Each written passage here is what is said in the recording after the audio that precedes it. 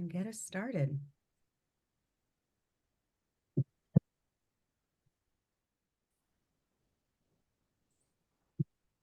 All right. Well, welcome everyone to today's webinar, Fundraising During an Election Year. Again, my name is Alyssa Wright. I'm a 15-year career fundraiser and philanthropic advisor who's really excited to be with you today and have this conversation. I want to start just again by inviting you to, again, throw your name, organization, your location into the chat, maybe one reason why you're attending today. I also want to have you share a little bit, maybe if you want to in the chat, kind of as we go along, if you do or you do not have experience fundraising during the last two federal election seasons. I think it's important when we're in community around fund development and philanthropy that we remember that we all have some collective expertise to share in this space. I start every webinar by checking in with folks on how we can continue to move away from having a scarcity mindset in our sector, really welcoming in abundance.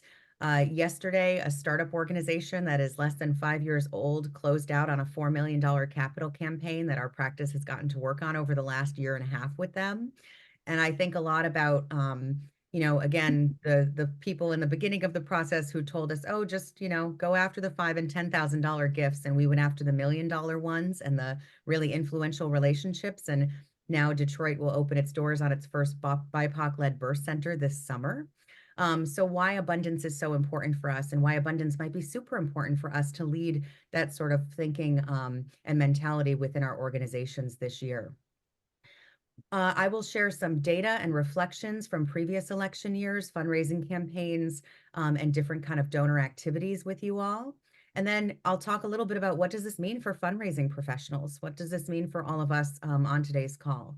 I know that we have folks tuning in who are wearing a variety of different hats. You might be a executive director and a board member of another organization and be part of your family's foundation or a giving circle. So I'm hoping that the conversation does sort of transcend just talking about how this supports development folks. But again, please use the chat function to answer questions as we go along. We'll create some space for questions at the end, and then I'll let you all know some of the ways in which you can partner with Right Collective this year if it's helpful to your mission. So by a thumbs up of emojis or a thumbs up in the Zoom screen. Does this feel like a good agenda to get us going? I'm a millennial, so please satisfy my love of emojis by using them. Woohoo! Okay, sweet. Thank you. Appreciated. So I want to welcome in, just as we kind of set a tone for today's discussion. Yes, we can talk about all the tactics and toolkits and spreadsheets and campaign brochures and different collateral we can put together and the different activities and events that we run. But as someone who's been a part of a lot of really catalytic philanthropic initiatives within different nonprofits over the years, I've always noticed that it has very little to do with the strategy often, why things succeed or why things go from surviving to thriving. It has a whole lot more to do with the organization centering in a culture of philanthropy, a culture of abundance, and becoming unapologetic and fierce in asking for what it needs on behalf of its community. So I share that with you today because I do think that, even though this year, for many of us personally, professionally, rooted in community, might feel like a bit of a roller coaster as we watch the news and check the updates on our Facebook apps and whatever else we might be doing.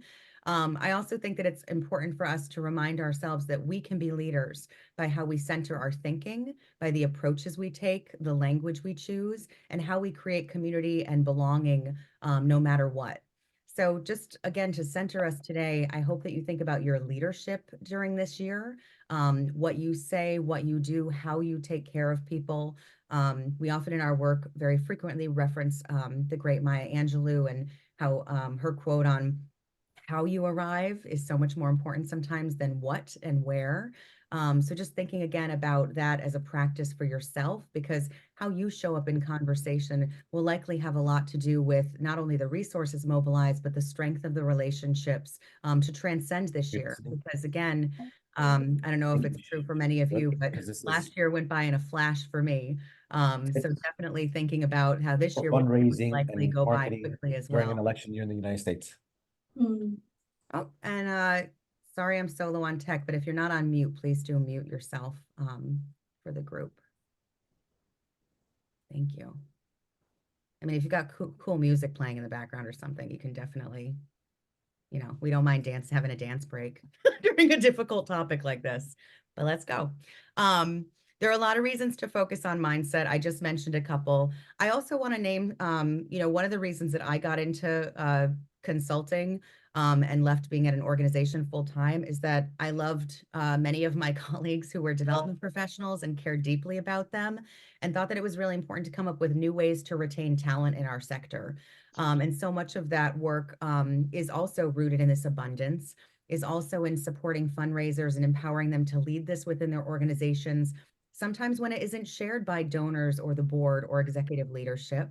Um, so you can build, again, rewarding careers that like mine have been through many election seasons, have been through many climate crises, have been through, for many of us, unless you're brand new to the field, got through the COVID-19 pandemic and 2020's year of reckoning with racial injustice. Um, and so again, I think the reason to focus on this as we talk and kind of move through today is that I do want you to think about how this year is part of your professional trajectory or your personal accomplishments as a resource mobilizer and fundraiser. So just there's a lot of research on why it's important for you to focus on how you show up in meetings, what you say, what you do, a lot of the small silent moments that might not be in your development plan for this year, might not be necessarily a line item in the board meeting agenda, but just really thinking about how you're consistently recognizing people in their full humanity, creating opportunities for them to have meaningful experiences with your organization. And if I learned anything from 2016 and 2020, um, having gone through both of those years, really thinking a lot about how to create community and foster collaboration. Even sometimes when I was told there wasn't the money for the pizza party or there wasn't any way for us to pull off a large event, we always found ways to gather in community, and that was really important, and to create safe and brave space for people, including our donorship, to come in and share. So really rooting yourself in a growth and an abundance mindset is super important. And just remember that you can be a leader in that in your organization, even if it isn't shared by others quite yet. So making a commitment to that first and foremost is really important. I also think that, we often tend to, this is a lot of pictures of my face, so I apologize. Sometimes I share this and I'm like, that is way too much of my face, but that's okay. Um, maybe I'll have to find another way to reframe this at some point. But I share this with you today as kind of a personal share because if you ever told a working class poor kid from rural Massachusetts that she would end up with a constellation of amazing humans and celebrities and influencers and donors and activists and movement leaders that I now have and am blessed to have in my life, so much of that has to do with a lot of the abundance thinking that was instilled in me early on from people in the not folks in the nonprofit and philanthropy worlds. Um, so I share that with you because while this year you might be arriving to this and thinking strictly about financial resources and having to hit your financial benchmarks, this also is a year for you to have new and different conversations, for you to push the dialogues along that are most important to you, and to build relationship to individuals that will transcend this calendar year in terms of what is possible for your work and for your movement. So I share that with you today because I want you to think about also too the relationships that you hope to develop and nurture and nourish, in addition to the gifts that you have to close and the fundraising benchmarks that you have to hit. And if there's any beautiful example of an organization that for honestly the last decade, if this has been an idea that is now coming to fruition in the next year, um, I think it's the neighborhood birth center. So again, through all of the storms that we weather, rooting in abundance, being unapologetic and fierce and asking for what we need, reminding ourselves that as organizations, it's important for us to have meaningful conversations and to center our values in those, as much as it's important for us to make sure all the tickets sell out to the gala and, we bring $100,000 in.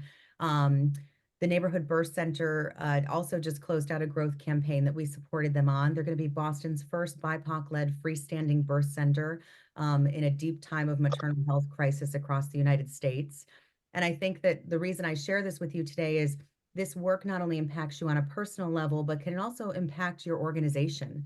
Maybe this is the year where you choose to start to center more abundance thinking around fund development conversations. That can be happening at the board level, that can be happening internally with your team, that can be happening in a task force or committee that you have, and that can also be calling in donors to think and root in abundance with you. So I share all of that with you today because this approach, and as we sort of again move through evaluating and looking at the data from previous years, so much of it for both your organization and for yourself is really rooted in your mindset and how you'll show up into conversations and say, how can we do this? Or what can we try and learn here versus we've never done it that way before, or, this year isn't the year to test something out. Really, while you are approaching the next 12 months, think about the next 3 to 5 years of your development program, of your fundraising activity, and what rich conversations, what robust, exciting activities, and what meaningful interactions you can have that, again, will transcend this year. All right. So I want to get a little feedback from the group in the chat. I'm curious what folks might have to share, but um, why do you think it's important to embrace abundance within your organization this year? I'm going to have you share that in the chat a little bit and maybe talks amongst yourselves with the chat function. Because I do feel like that's, a question that, many of you might be grappling with right now as I just shared this is, how do we actually have that conversation about abundance and why is it important to embrace it within your organization this year? I'll keep going in the presentation and then pause to reflect back on it, but I'm curious why you think it's important to embrace it this year for your particular mission. And as we always say within our collective, whatever you're comfortable sharing, please do share. I know everyone has different levels of detail of what you might want to share around how your organization is shifting to more of a growth and abundance model. All right, so thank you, Giving USA data. But here's actually something if you're feeling, again, a little anxiety or adrenaline around this upcoming year, as we watch the primaries happen, as we watch different conversations in the media. Overall, actually, the influence of presidential elections on overall giving trends is kind of limited. It doesn't fluctuate a ton. What we see in the data is the timing of that charitable giving, which I'll reference as we go along today, is actually the thing that's kind of different. And so again, we don't see a huge difference in year to year what people give necessarily based on different presidential election seasons. But the timing of when people give is different. So we'll talk a little bit about that. And even despite those fluctuations, I do think it's important to say that in across all of the last few presidential election years, charitable giving is still on the rise. And so again, the only year that there was a significant drop in it was in 2008 during the financial crisis. So I want to name that, and I also want to name that you have your own unique donorship. You have your own unique relationships that surround your organization. And so, as I'm kind of talking through some of these things today, these might be things if your donors are asking about, you also bring this knowledge to them. They might be nervous, oh, you're going to launch that new initiative this year, or you're going to put a new roof on the barn of the retreat center, and you're going to hire that new staffer to support the initiative that you just launched. There might be some anxiety of wanting to hold off on some of that, but if that's what's needed to serve your community, it's important to remind donors and to call them in as your supporters and champions to say, well, actually, there isn't a ton of fluctuation around presidential elections, so we're not really nervous about it.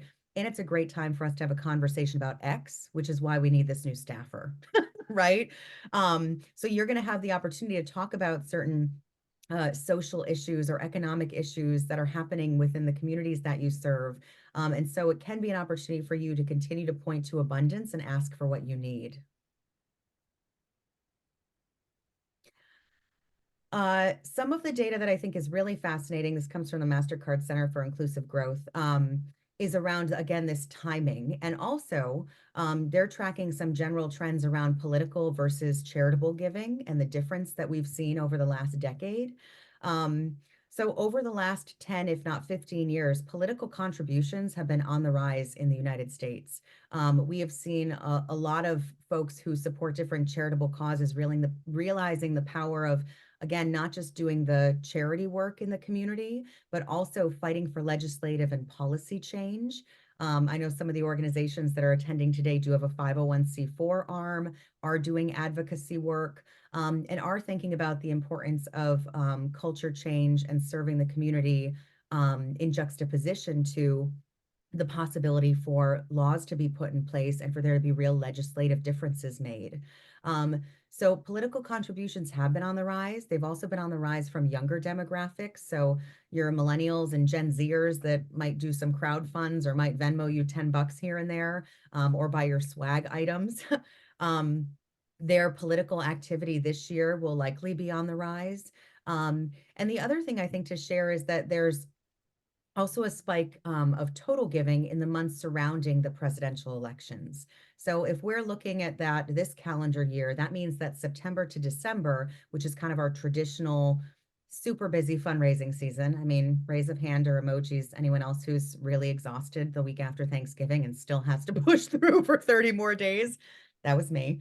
Um, that is a very busy time for our organizations in terms of pushing and making sure that the donations that we need and the appeal letters go out and all of that sort of activity happens. So this year that might be different, and I'm going to hint at that in the next couple of slides as well. All right, thanks for fundraisers and those who love us, all of those champions and volunteer fundraisers and donor organizers who support us in doing our work. Some things to think about based on what I just shared with you all today. And we're really thinking a lot about this within our collective. What does this mean for our different fundraising appeals and our different programs and initiatives? What does this mean for our budget this year? Might we need to pivot 10 grand to this activity versus that activity? So again, these are some of the things for you to think about as you're doing your planning this year, both programmatically, but also around development and resourcing of your work. One thing I will say I've noticed, especially over the last 2 years, is that many organizations that do have that 501(c)(4) arm that are doing policy and advocacy work often and do see a huge influx in capital for those programs or initiatives surrounding an election. So again, you might really have the opportunity this year to launch that initiative or to talk more about it if you are doing any type of policy advocacy work and you need fundraising for it. We actually had an organization we worked with that was able to hire a full-time lobbyist right after the 2016 election because they had such an influx of capital to that program that they were running.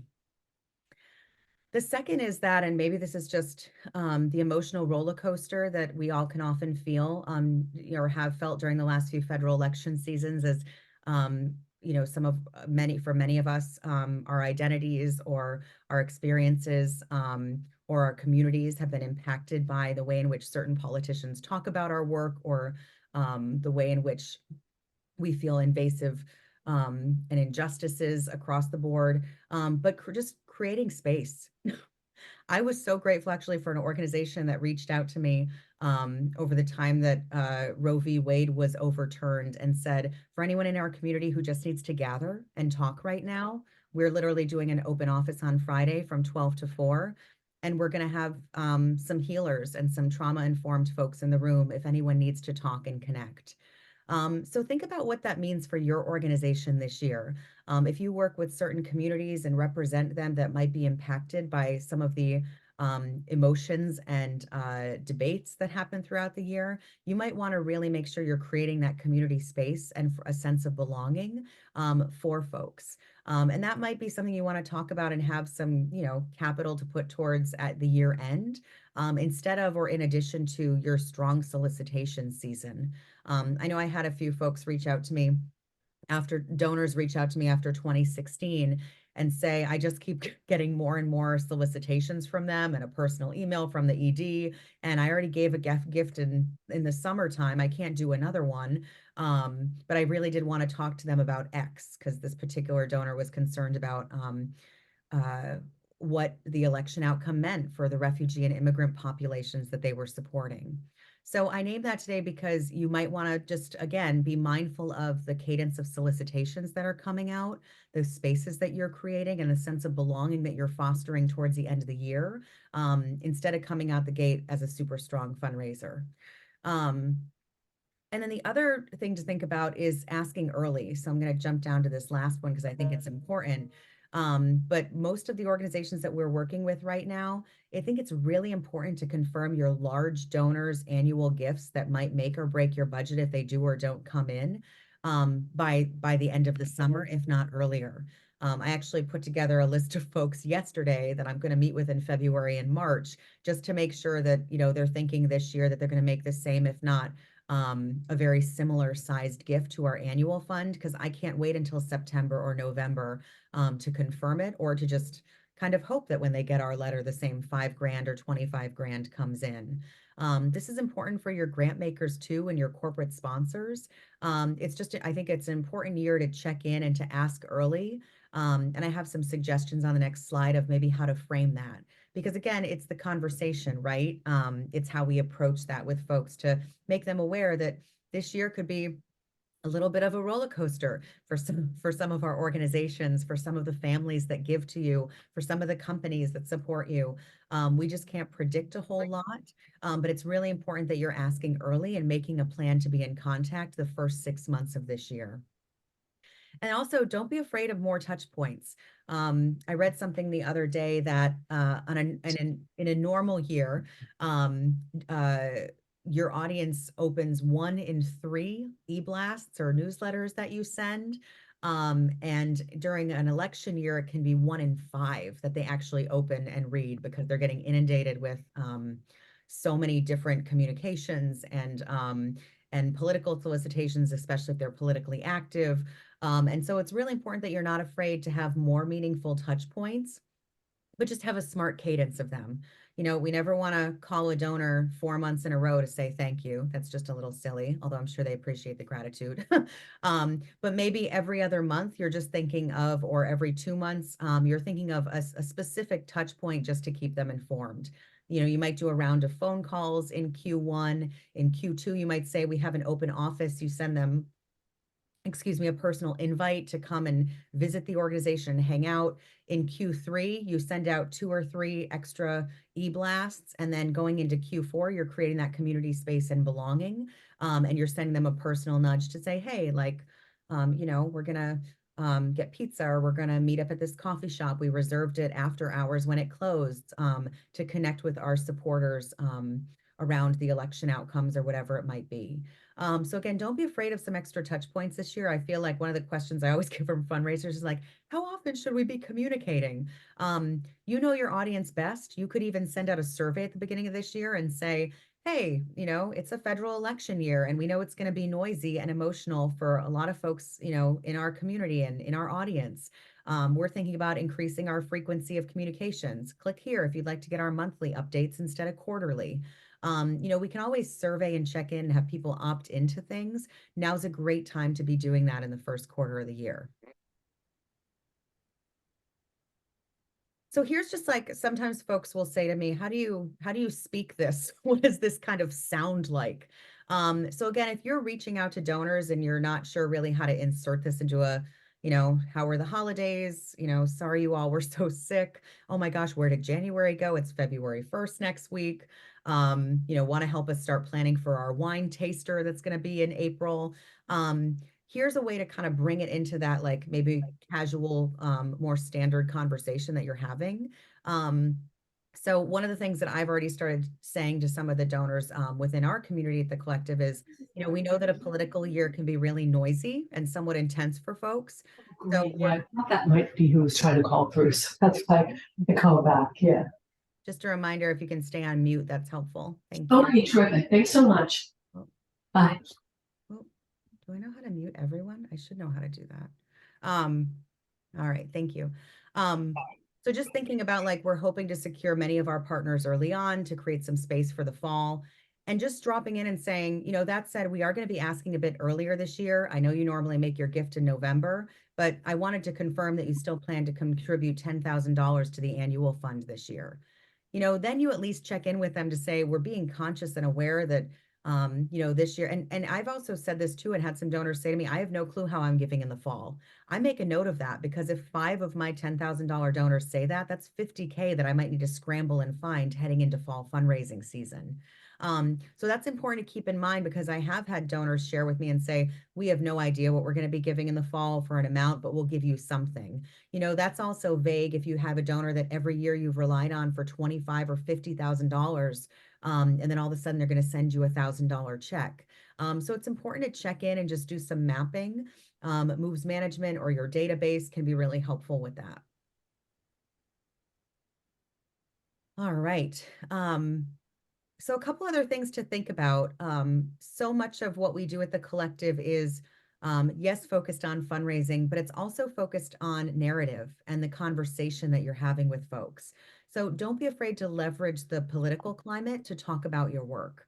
So again, if candidates are talking about specific legislation for, that might impact refugee and immigrant asylum seeker communities across the country, you might want to tune in and be able to, share a little bit about how your work is probably supporting some folks over time. So again, just something to be thinking about as you're going along is really how are you able to address some of these social or economic impacts that might impact the community that your nonprofit is serving.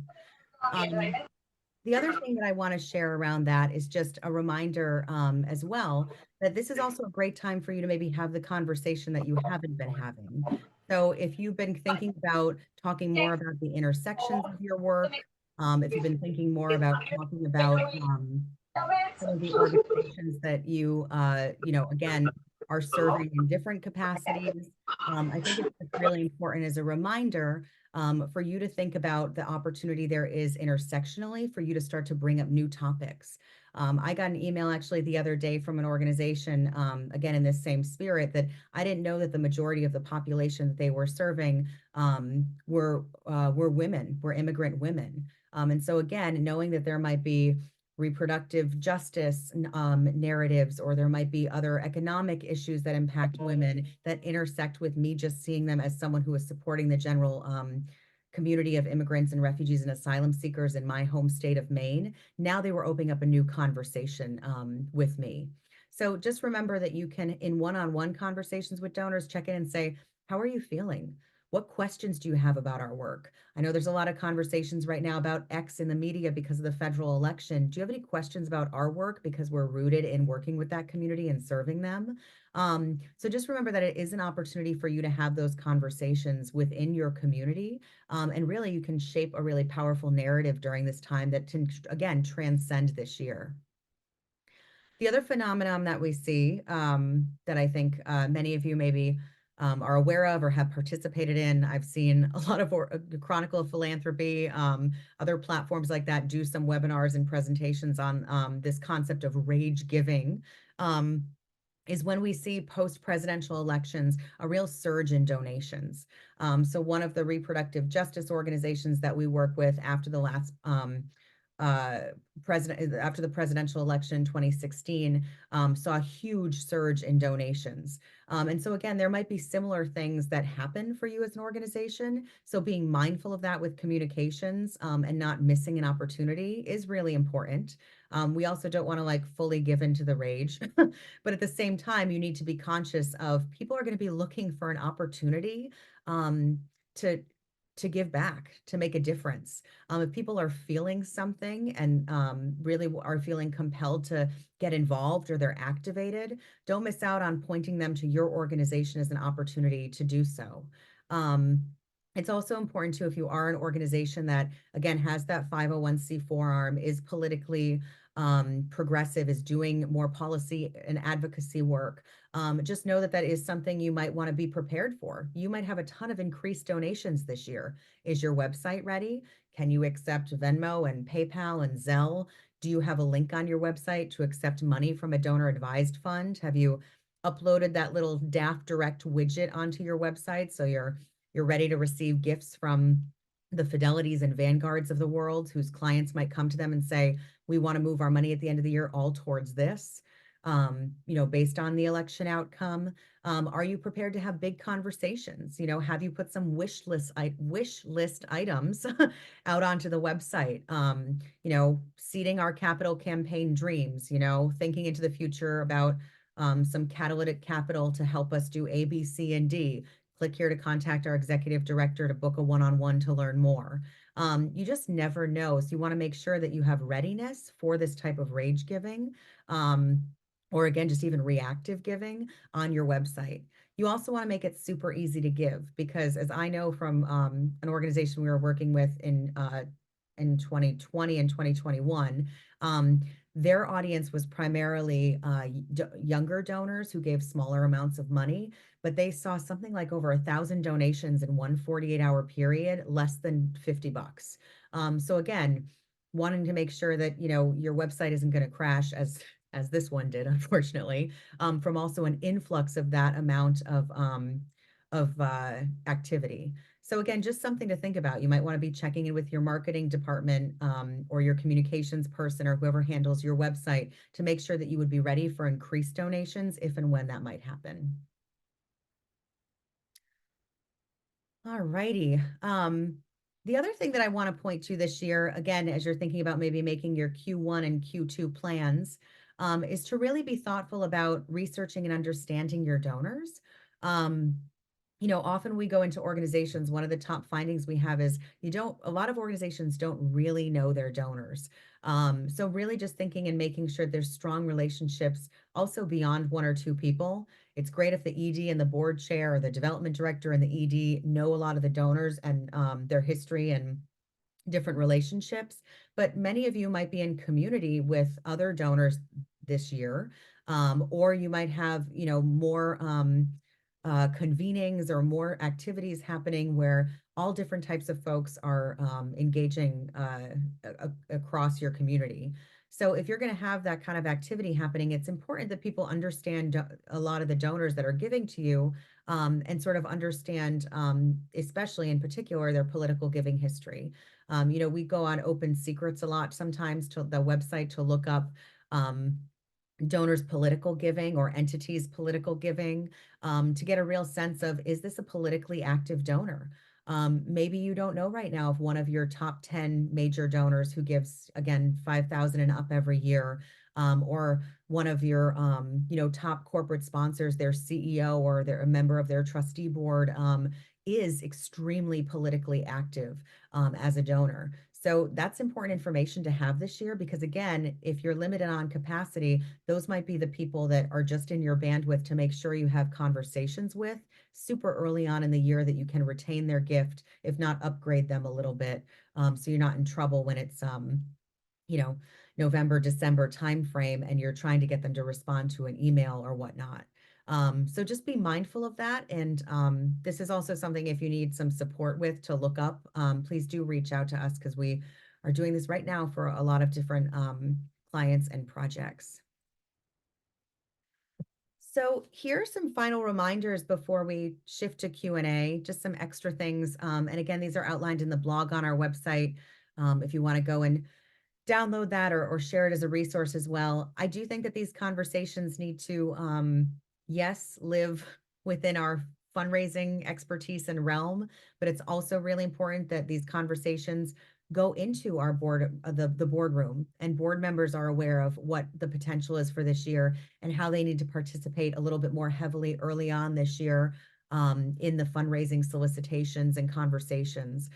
It's also really important that you know, folks within your programmatic work, your program directors and officers, also same thing, are also informed if a donor comes to visit a program or as a volunteer, that they're aware of what this year could potentially look like and that they feel informed and they're having meaningful conversations. So just a couple of final reminders as we kind of go into some Q&A today. The first is stay informed. You know, be really aware of what some of the leading candidates are sharing within their platforms, especially if they intersect with your work specifically, and if some of what they're saying might prompt some real concerns from your donorship. You know, they're talking about passing this particular piece of legislation or undoing this or putting this in place. Be aware of what some of the candidates are saying and how it might create concern amongst your donors. I had a fundraiser write me in 2020 and say I was totally taken aback because I had no clue that one of the candidates was talking about this and a donor brought it up in a meeting and I felt completely unprepared. Don't get caught unprepared this year. Try to stay as informed and educated as you can in case donors have questions for you. Um, and also just a reminder, I say donors and I mean every donor. So it's not just folks that are giving you substantial financial support, but anyone. You might be at a fundraising event and your everyday donor that is a $10 monthly donor or gives 50 bucks at the end of the year just has questions. Everyone in your community deserves to hear from you and feel informed and support you in your movement building and your mission work. Next up is, just remember to stay true to who you are. Actually, I had a conversation with a client today about just being mindful that you don't stray from mission just because climate is the top topic or immigration is the top topic. It might intersect with your work, but just stay strong to your core and don't stray from your own mission. Just know the moments where you should be talking about your mission, or perhaps there are some intersections. But again, continue to be genuine in what you're sharing and make sure that there's real, alignment in those moments where the mic is being grabbed on the national stage to be talking about the particular work that you're doing in the world. I mean, every year for me is always a year of experimentation. I see all of this work as an experimentation. No one else has lived on January 25th at 12:42 Eastern time and attended a Right Collective webinar to talk about fundraising during an election season. So really embrace that experimentation feeling, review, adjust, test, evaluate, keep moving forward, and make smart and wise decisions. Avoid making some assumptions about donor behavior. So again, even as you collect that data on, oh, wow, these 10 families are really politically active, still have a one-on-one conversation with them and understand sort of, where they're at, how they're feeling, what their giving priorities are this year, what's the best way to stay in communication with them. Still take a personal approach to some of that work and steer clear of any assumptions that you might make. I had someone ask me, excuse me, last week, should we still have our gala in November, given the election season? And I said, well, why don't you send out a survey to your community and say, would you still come on November 20th, or whatever the date is that they've reserved the venue, if we had our gala then? And if it comes back that 80% of the community still would, yeah, of course. If it's 50% or less, maybe reevaluate. But again, don't make any assumptions on donor behavior or how people want to engage with you. Really spend the next few months doing some smart surveying so you can set up successfully for the remainder of the year. And then another thing to think about is just strategic timing. So while my advice to you is really by the end of the summer, have those major significant gifts that could make or break your budget confirmed, at least in some capacity. Some of the research shows that the worst week to actually try to fundraise for your organization is the week before the election, which probably maybe is intuitive to many of you that you probably shouldn't be sending out any appeals or having your appeal drop at that time, but also how quickly does time go by? And I know from working on a lot of different projects, everyone's always either early and surprises themselves or late and behind the ball because of other things that happen in the organization with sending out their year-end fundraising letters and appeals. So just be mindful of that. Again, if you want to be doing more earlier in the year, you might avoid some of this, but also there's still a lot of donors that will give to your year-end appeal that will, again, maybe be some of that reactionary rage giving gifts that you see, but just be really mindful that if there's one time that you maybe block off on the calendar, let everybody know we don't do any solicitations. The research shows that the week before the election is a really difficult time to capture donors' attention, and whatever messages you do anyway will get lost. So instead of spending that hour on creating an e-blast, maybe you leave the office an hour early and go out for a beer and a burger with all your colleagues. Better use of your time, better self-care. And then the last is just, really thinking about the election outcome. So again, based on whatever social or economic or community issue your organization is tackling and trying to solve, being really mindful of what that messaging will be based on whatever the election outcome is. So again, this is something, start talking about it early in the year. I know a lot of boards that have been frustrated and surprised by there not being a strategy in place for communicating around these different types of activities. But you're going to want to make sure that you check in with your board. Some of you might have different legal or fiduciary sort of reasons for what you can and cannot say based on how you're structured. But again, I think it's really important, again, if you're supporting a specific community, to make some sort of statement about what is now possible or what you can predict going into the next year, what some of your concerns might be. I know both on a local and a national level, certain elected officials have really threatened a lot of federal and state funding for certain populations and certain programs. So being really mindful and just preparing your donorship that you are educated and informed on how the money might flow and why you'll still need them to continue to support you into 2025. And also, I will say, um, for organizations that lean in different political directions, it is also really important that you're ready to communicate around whatever the outcomes are.